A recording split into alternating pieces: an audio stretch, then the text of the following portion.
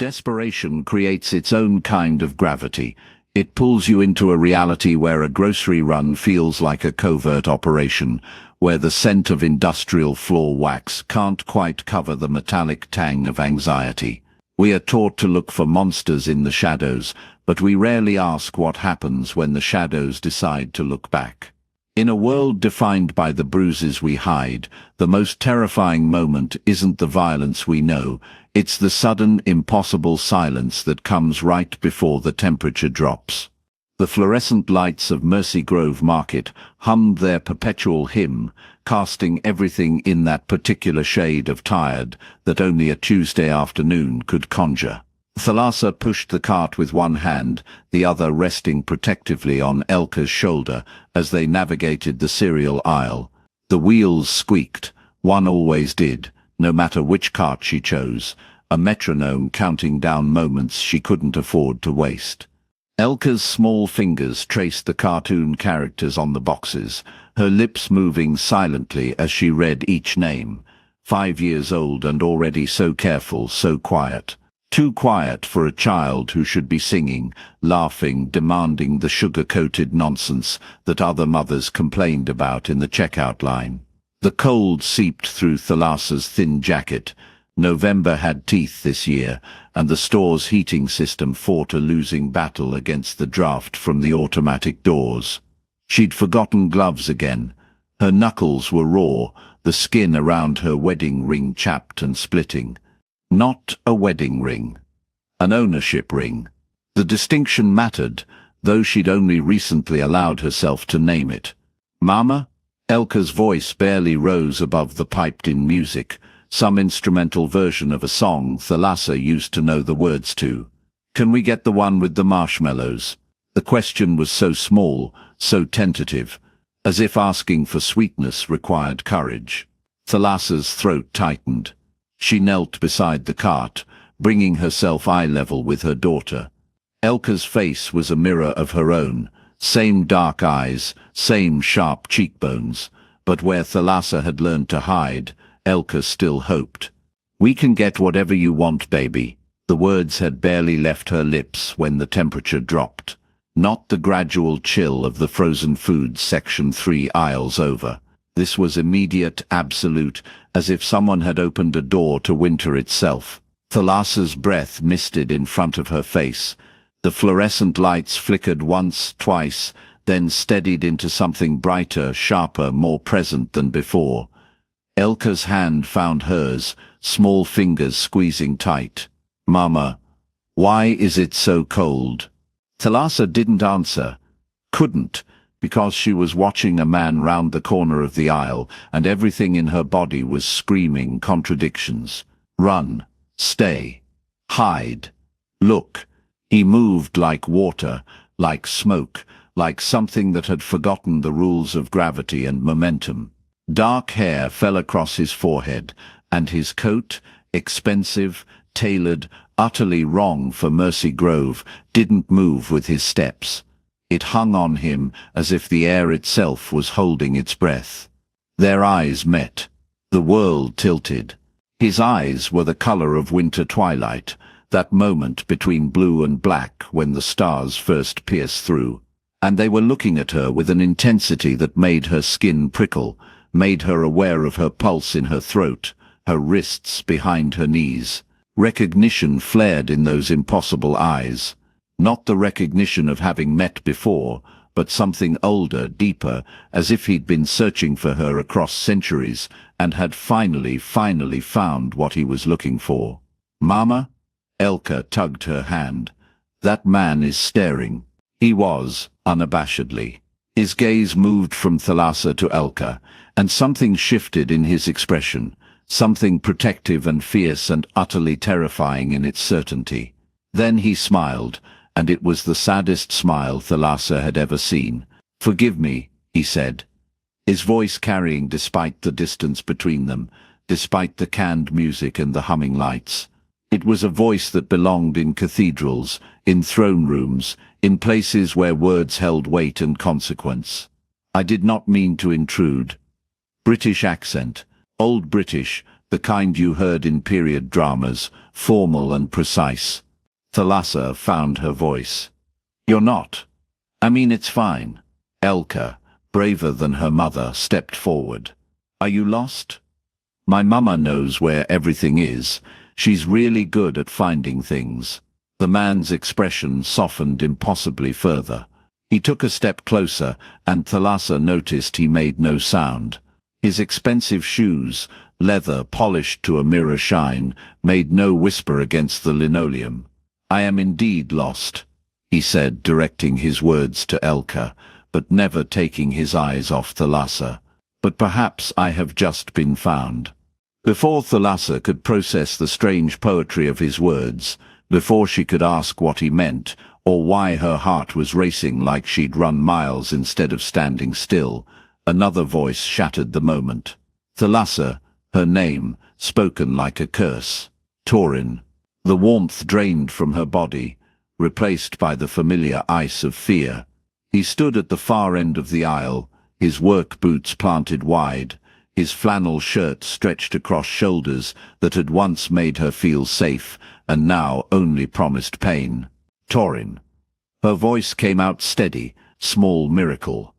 I thought you were working late. Clearly. His eyes cut to the stranger, then back to her.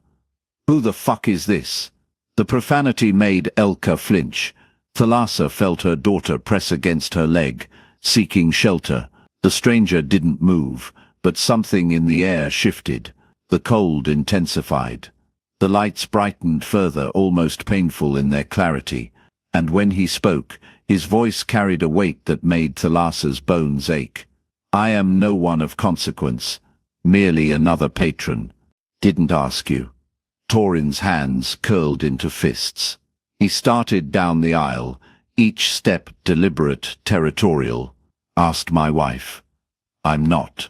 Thalassa started, then stopped. This wasn't the place. Not with Elka here. Not with witnesses. But the stranger tilted his head, and for a moment, just a heartbeat, his eyes caught the fluorescent light wrong.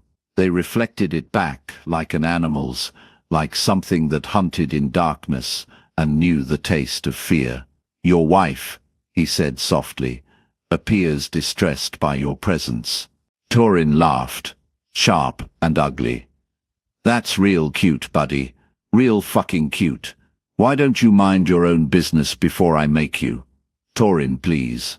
Thalassa put herself between him and Elka, muscle memory taking over. Not here. Let's just. Shut up. He was close now. Close enough that she could smell the beer on his breath, the cigarettes on his clothes. You embarrassing me. That what this is, flirting with some pretty boy while my daughter watches. His hand shot out, fingers reaching for her arm, for the bruises he'd left last week that were still healing beneath her sleeve. The stranger moved. One moment he was 10 feet away. The next, he was between them, his hand wrapped around Torin's wrist, holding it suspended in mid-air, as easily as if Torin were a child reaching for something forbidden. No, the stranger said, and the word resonated with something ancient and absolute. You will not touch her. Not now. Not ever again. Torin's face went white.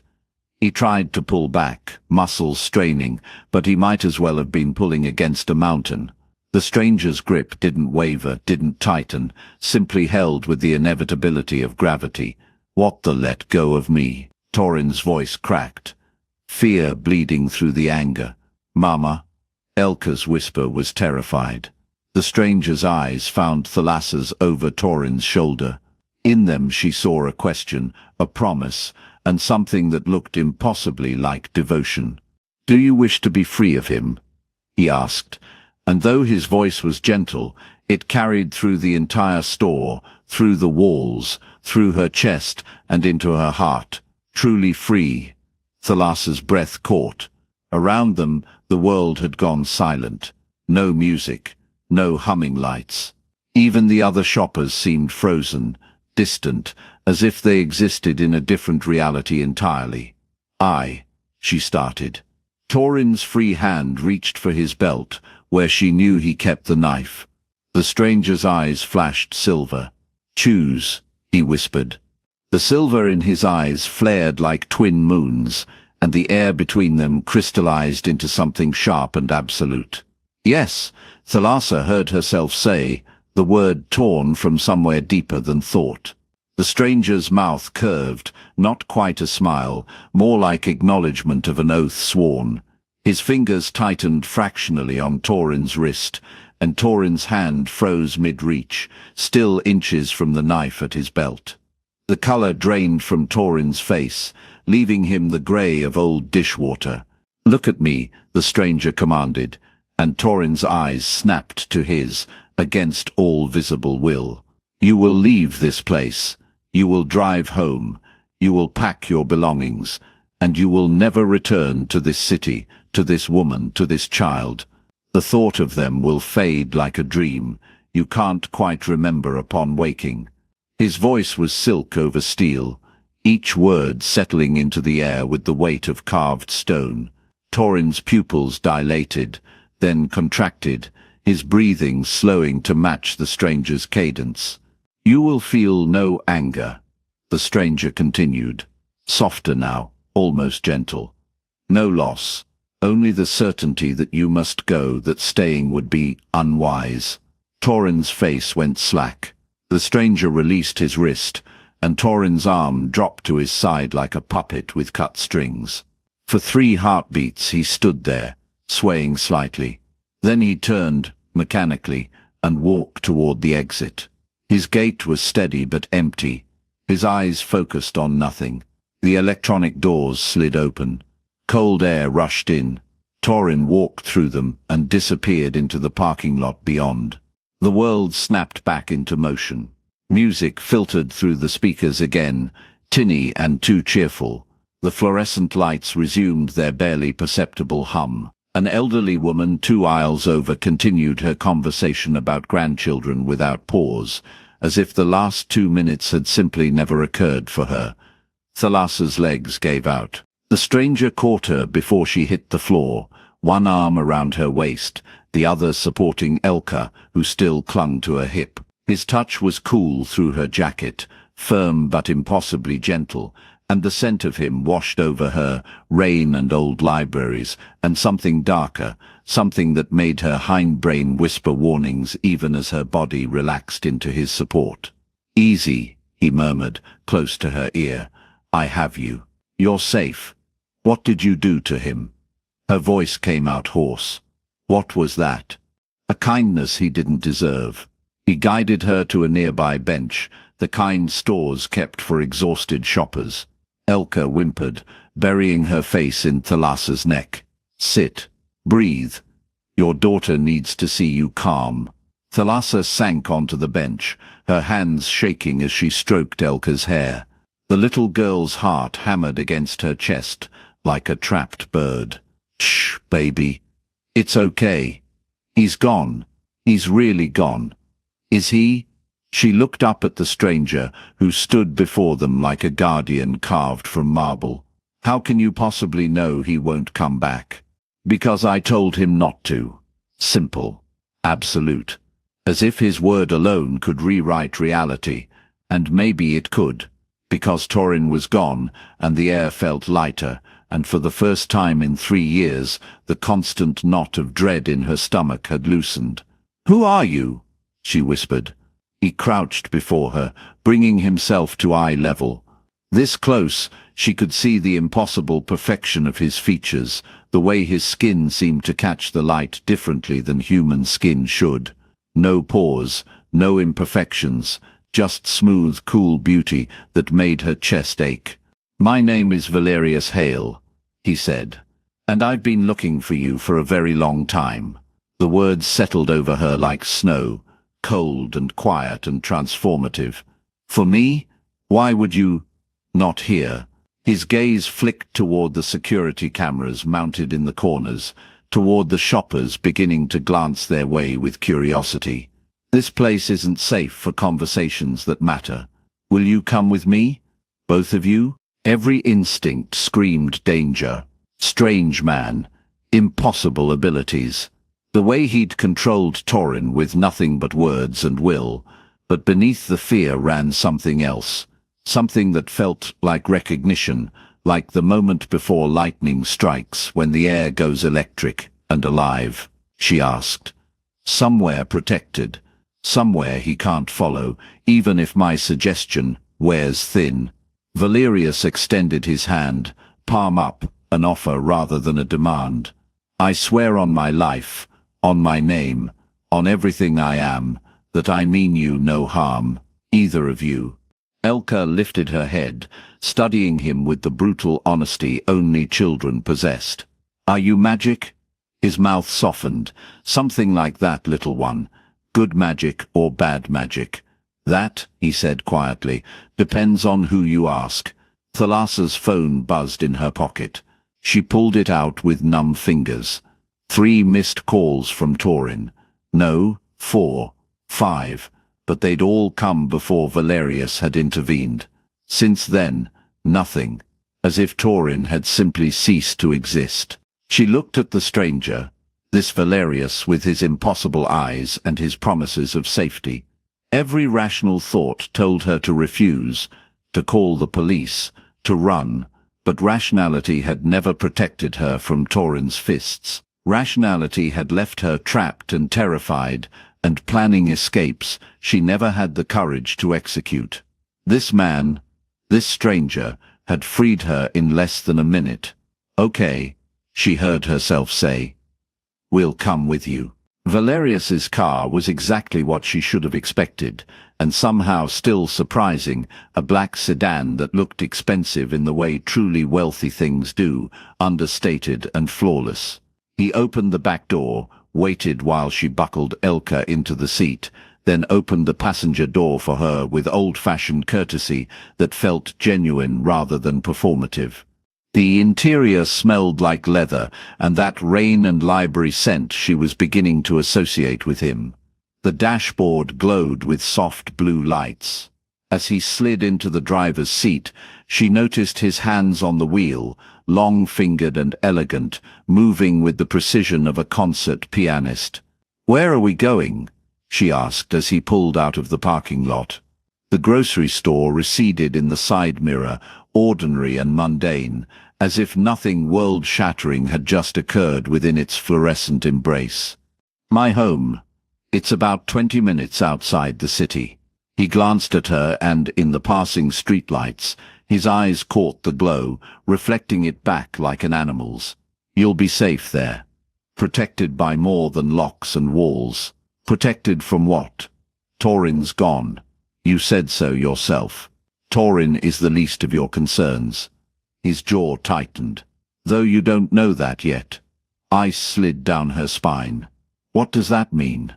"It means," he said carefully, "that your ex-partner wasn't watching you by coincidence tonight. He was following a pattern, a scent, something he couldn't consciously understand, but that drew him to you nonetheless. A scent." The word came out sharp with disbelief and rising panic. "What are you talking about?" Valerius was quiet for a long moment, the car gliding through streets that grew progressively emptier as they left the commercial district behind. Elka had fallen asleep in the back seat, her breathing soft and even, as if her body had simply surrendered to exhaustion.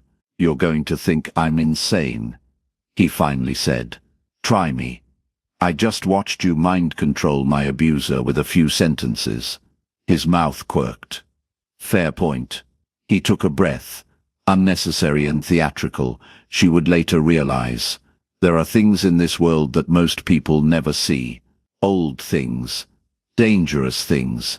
They exist in the spaces between what humans consider possible and what they consider myth. Things like you. Yes. No hesitation. No deflection. Things like me.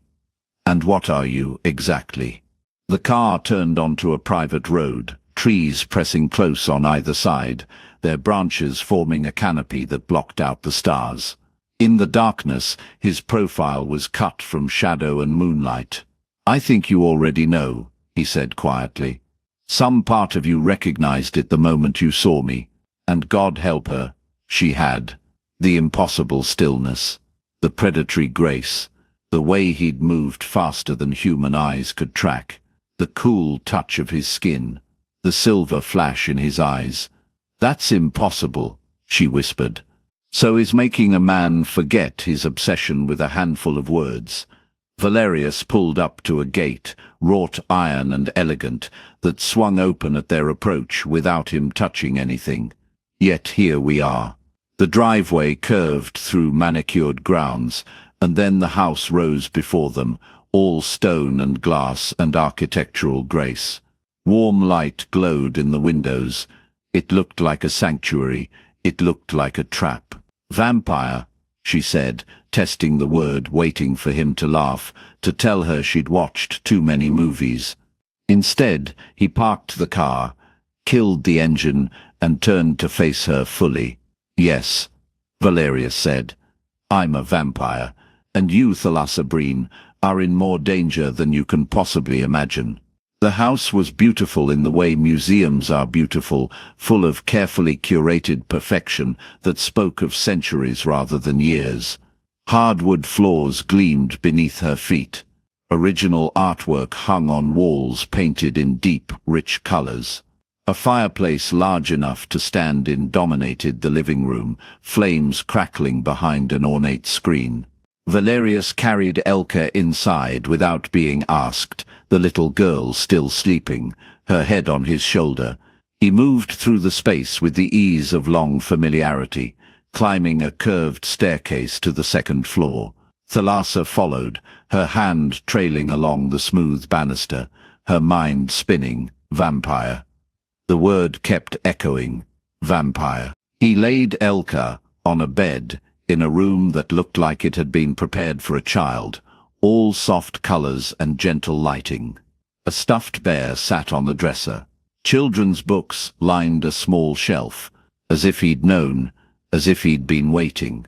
"How long have you been planning this?" she asked, as he pulled a blanket over Elka's sleeping form. "Longer than you'd believe." He straightened, and in the dim light of the bedroom, he looked almost human. Almost. "She'll sleep deeply tonight. No nightmares. No fear. Just rest. Another one of your tricks. A gift." He moved past her into the hallway, and she followed, pulled along by questions that multiplied faster than she could voice them. "She's been afraid for too long. Tonight at least, she can simply be a child." They descended the stairs in silence. He led her to the living room, gestured to a leather sofa positioned before the fire. She sat, and he took the chair across from her, separated by a coffee table that looked like it cost more than her car. "Ask," he said simply. "I'll answer what I can." "Why me?" The question burst out, raw and desperate. "You said you've been looking for me." "Why? I'm nobody. I'm just a woman trying to survive with her daughter. You're far more than that." He leaned forward, elbows on his knees, his gaze intense.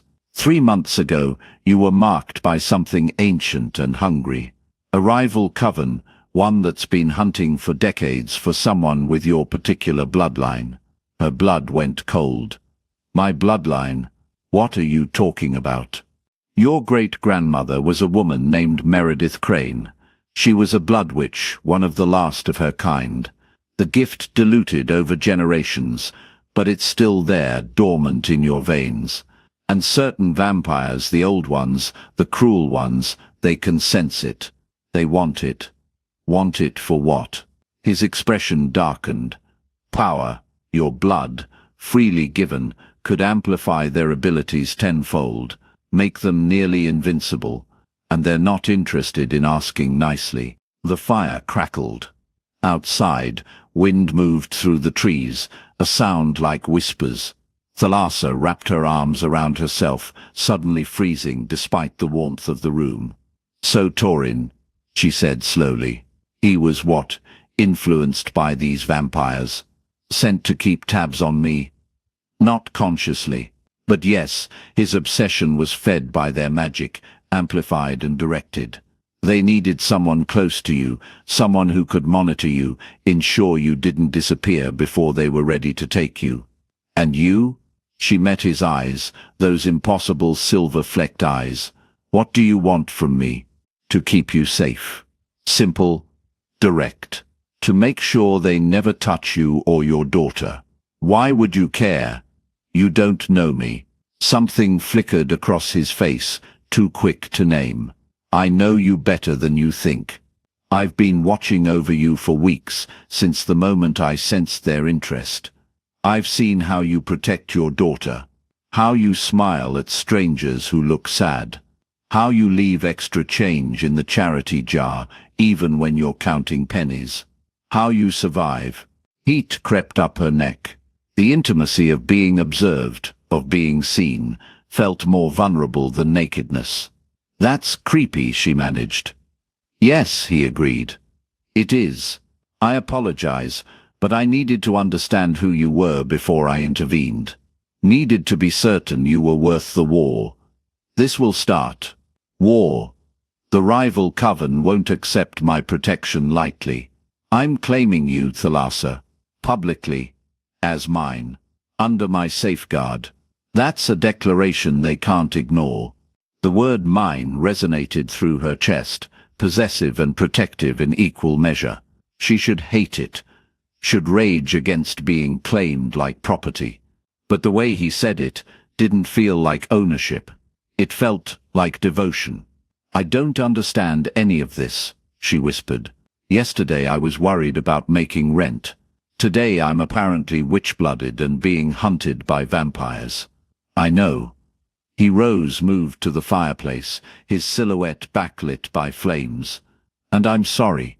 You deserved a normal life, a safe life. But fate, or genetics, or simple bad luck has made that impossible. She stood too, unable to sit still any longer, crossed to where he stood.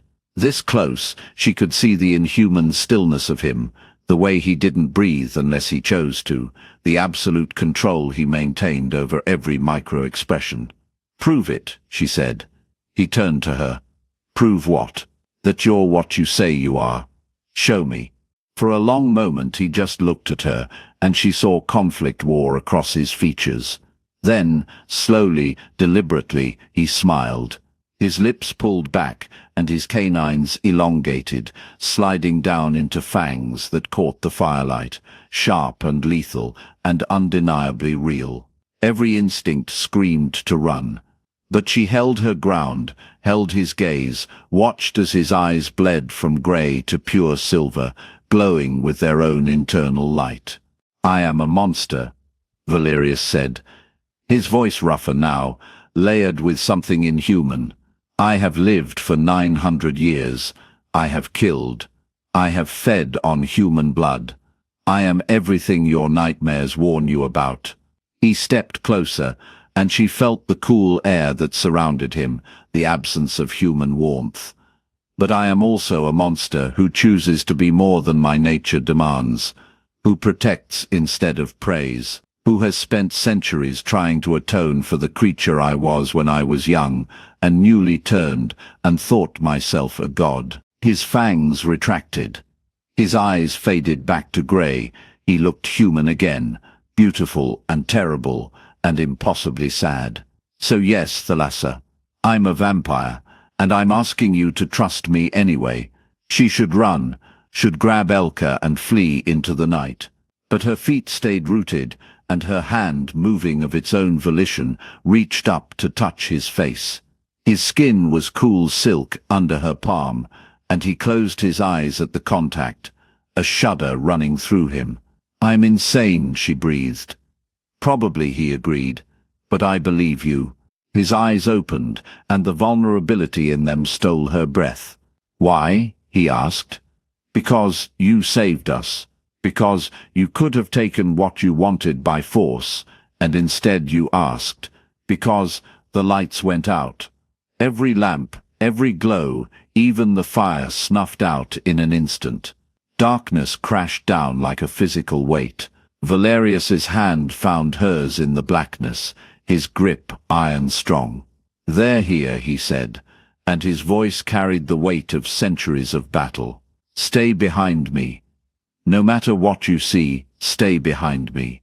The front door exploded inward, and through the splintered wood, figures poured in, pale and fast and hungry. Thalassa saw Valerius's eyes flash silver in the darkness. Then the screaming started. The screaming wasn't hers. It came from the pale figures that had crashed through the doorway, a sound like wind through broken glass. Valerius moved, and the word moved was inadequate. He was a blur of lethal grace, his body a weapon honed by 9 centuries of survival. The first attacker never reached the ground. Valerius caught him mid-leap, twisted, and there was a sound like a tree branch snapping. Thalassa stumbled backward, her spine hitting the wall. Her hand found the doorframe to Elka's room, and she pressed herself against it, a living barrier between the chaos and her sleeping daughter. The darkness wasn't complete. Silver light pulsed from Valerius's eyes, casting strobing shadows across the walls. She counted 5 intruders. No, 6. They circled him like wolves, but their movements were wrong, too fluid, joints bending at angles that made her stomach lurch. The child, one hissed, female, her voice like oil on water. Give us the child, and we'll leave the woman intact. Valerius laughed, and the sound held no humor. You'll have to go through me first, and I promise you, Cassandra, you won't enjoy the attempt. You've grown soft protecting cattle. The female, Cassandra, lunged. What followed wasn't a fight. It was a massacre dressed in terrible beauty. Valerius caught Cassandra by the throat, slammed her into the floor with enough force to crack the hardwood, then spun to intercept 2 more attackers simultaneously. His hand punched through one's chest. Thalassa heard ribs splinter, while his other arm swept the second into the wall hard enough to leave a body-shaped dent in the plaster. The smell hit her then. Copper and ozone and something else, something ancient and wrong. Blood, but not human blood. It pooled black in the silver light, viscous and gleaming. Valerius! She didn't know why she shouted his name. Warning? Fear? He glanced back for a fraction of a second, and that's when she saw it. The 7th figure, smaller than the others, creeping along the ceiling like a spider, heading straight for Elka's door. Straight for her. Time crystallized. The creature dropped, fangs bared, claws extended. Thalassa grabbed the only weapon within reach, a heavy brass candlestick from the hall table, and swung with every ounce of terror-fueled strength in her body. The impact jarred up her arms. The creature shrieked and twisted mid-air, landing in a crouch between her and the door. Up close, she could see it had once been a boy, maybe 16, with dark curls and eyes that held nothing human. Brave little cattle, he hissed, blood trickling from his split lip where she'd struck him. I'm going to enjoy. Valerius materialized behind him. One hand gripped the boy's skull, the other his jaw.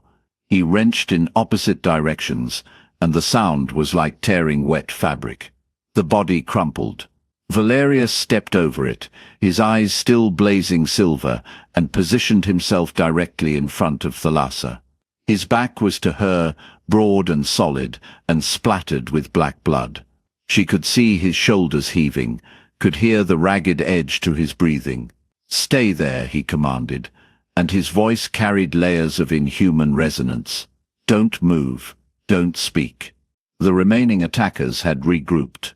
4 left, including Cassandra, who was pulling herself upright with jerky movements, her neck bent at an unnatural angle that was slowly, impossibly, straightening itself.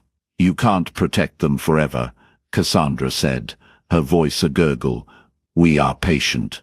We will wait. And eventually, you'll slip, and we'll take what's ours. Nothing here is yours. Valerius's hands flexed, and Thalassa saw his fingernails had lengthened into claws, black and wickedly curved. This is my territory, my city, and they are under my protection. You want them? You'll have to kill me first. That, Cassandra smiled, revealing too many teeth, can be arranged. They came at him together, a coordinated assault that spoke of centuries of hunting as a pack. But Valerius was older, faster, and fighting with something they weren't: desperation. Not for himself, for the woman and child behind him. Thalassa watched him tear through them with clinical efficiency. There was no rage in his movements, no loss of control. Each strike was precise, calculated, lethal. When Cassandra tried to flank him, he caught her arm and used her momentum to throw her through the window. Glass exploded outward, and her scream dopplered away into the night. The last two attackers broke and ran.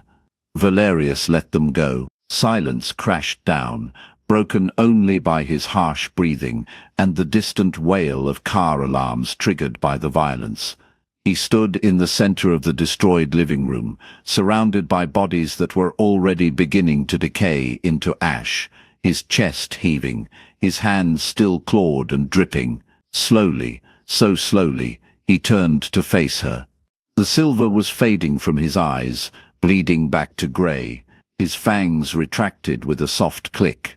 The claws receded, but he didn't move closer. He stayed where he was, 5 feet of devastated floor between them, and the look on his face was pure anguish. "Now you know," he said quietly. "Now you've seen what I really am." Thalassa's legs were shaking. Her hands trembled around the candlestick she still gripped. She should be terrified, should be screaming, should grab Elka and run and never look back. But all she could see was how he'd positioned himself between her and danger, how he'd glanced back to check on her even in the middle of battle, how he'd let the last two escape rather than pursue them and leave her undefended. "You saved us," she whispered. "I slaughtered them. They would have killed Elka. I am a killer, Thalassa. I have been for 900 years. Tonight was not an aberration. It's what I am." She set down the candlestick. Her hands were steadier now. "You're also the man who reads bedtime stories to my daughter, who asks permission before entering my space, who looks at me like I'm something precious, instead of something to be used. That doesn't erase. I'm not asking you to be human."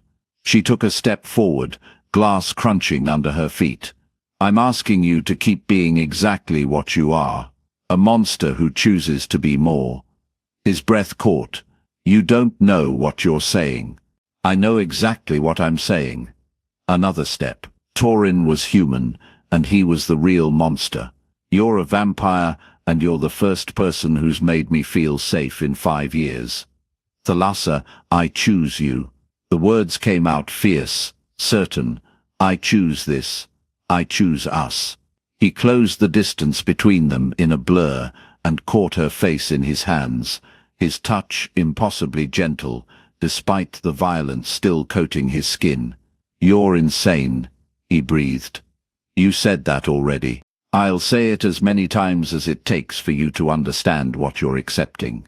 I can't give you normal. I can't give you daylight picnics or aging together or any of the things you deserve. I can only give you shadows and secrets and a love that will outlast empires." She reached up to cover his hands with hers. His skin was already warming under her touch, drawing heat from her pulse. "Then give me that." He kissed her, and it was nothing like before. It was desperate and claiming and tasted like copper and promises. When he pulled back, his eyes were wet. "I will protect you," he whispered against her lips, "until the stars burn out, until the oceans dry, until there's nothing left but dust and memory. You and Elka. I swear it on every life I've taken, every year I've lived. You're mine now, and I am yours, and nothing in this world or any other will change that." "I know," she said simply. Behind them, Elka's door creaked open. "Mama, why is there glass everywhere?" Thalassa turned, putting herself between her daughter and the carnage, but Valerius was faster. With a gesture, shadows poured from the corners of the room, thick and tangible, obscuring the ash and blood and broken bodies. When they cleared, the room looked merely ransacked, not like a battlefield. "Just an accident, little one," Valerius said gently. "Nothing to worry about. Shall I make you hot chocolate while your mama cleans up?" Elka rubbed her eyes and nodded. Already half asleep again, Valerius scooped her up, and she curled against his chest with the easy trust of a child who knew she was safe. Over Elka's head, his eyes met Thalas's. In them, she saw centuries of loneliness finally ending. She saw forever, dark and beautiful, and hers. She smiled. The shadows in the room wrapped around them like a blessing, and somewhere in the distance, the sun prepared to rise on a world that would never know what had happened here tonight. But Thalassa knew. She had chosen the darkness, and the darkness had chosen her back. And for the first time in 5 years, she was home.